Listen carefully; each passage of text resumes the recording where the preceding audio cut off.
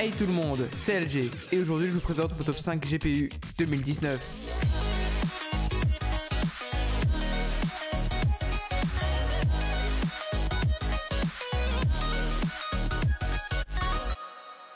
Comme vous avez pu le constater, cette vidéo est un top 5, mais tous les top 5 que nous vous proposons sont en fait des sélections des meilleurs composants, sur des configs qui sont généralement peu chers. Bien entendu, toutes les configs ne sont pas montées et n'ont pas Windows installé, mais vous pouvez très bien le faire tout seul ou demander ce que la config soit montée. Bien sûr, si vous n'y connaissez rien en carte graphique, je vous invite à regarder notre vidéo comment choisir son GPU qui est dans le petit i en haut à droite. Pour débuter ce top 5, on part sur une carte graphique de chez AMD, la RX 580 8Go. C'est un GPU 14 nm très bon pour le gaming et pour le multitâche, qui a une architecture Polaris avec 2304 cœurs cadencés à 1340 MHz de base et 1366 MHz en boost. Elle possède 8Go de GDDR5 cadencé à 8000 MHz, ce qui est vraiment pas mal pour une carte graphique de ce prix. Ça vous permettra de faire du montage et du streaming plus confortablement qu'avec la RX 580 4Go. Le seul petit problème, c'est qu'elle consomme 185 watts, ce qui est plutôt élevé, mais on commence à avoir l'habitude avec AMD. Avec son prix avantageux de 170 €, on arrivera très bien à jouer en 1080p 110 fps en haute qualité et non ultra car la différence de qualité est minime et assez importante au niveau des FPS. En 2K 70 fps en élevé et on peut commencer à jouer en 4K moyenne qualité à 55 fps. Sinon ce CPU ira très bien dans une config à 500 € avec 8Go de RAM et un i3 9100F. Vous pourrez toujours prendre la RX 570 4Go et si vous voulez un peu plus de perf, il y a toujours la RX 590 mais elle coûte un peu plus cher et je ne vois pas réellement l'intérêt de l'acheter car pour 40 € supplémentaires, vous pourrez vous acheter un GPU plus puissant que nous allons voir dès maintenant.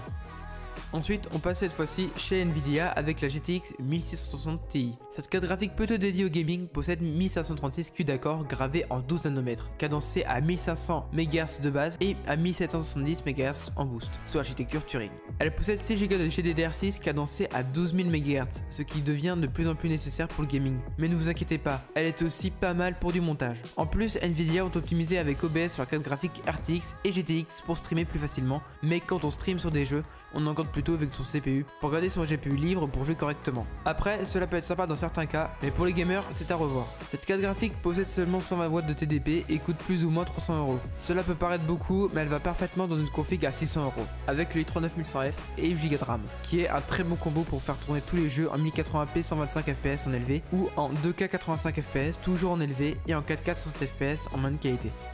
Pour notre prochain GPU, on retourne chez AMD avec la RX 5700. Cette carte graphique sous l'architecture Navi possède 2304 cœurs cadencés à 1540 MHz de base et 1750 MHz en boost. La nouveauté sur cette carte graphique, c'est qu'elle est gravée en 7 nanomètres et à l'interface PCIe 4.0, ce qui permet d'échanger plus de données à la seconde.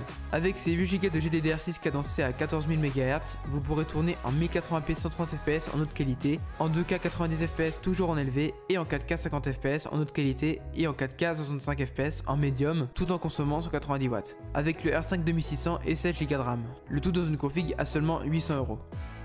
Notre quatrième carte graphique est encore une AMD et c'est la RX 5700 XT qui est la version plus puissante de la RX 5700 qu'on a vu juste avant. Elle possède 2560 cœurs cadencés à 1600 MHz de base et 1925 MHz en boost, gravés en 7 nanomètres, toujours sur l'architecture Navi sous l'interface PCI 4.0.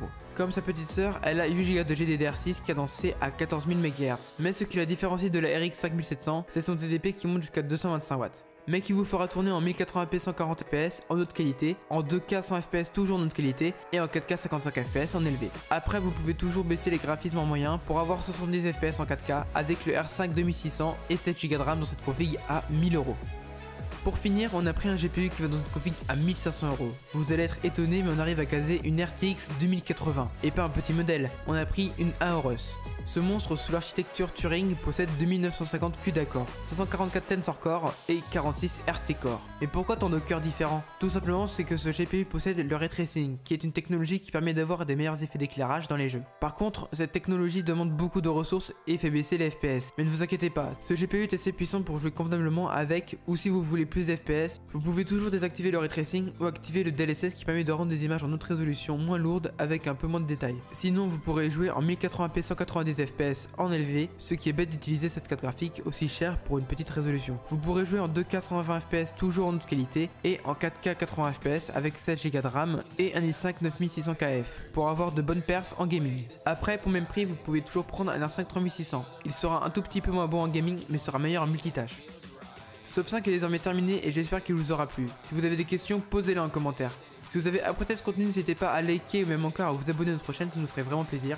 Sinon, c'était LG.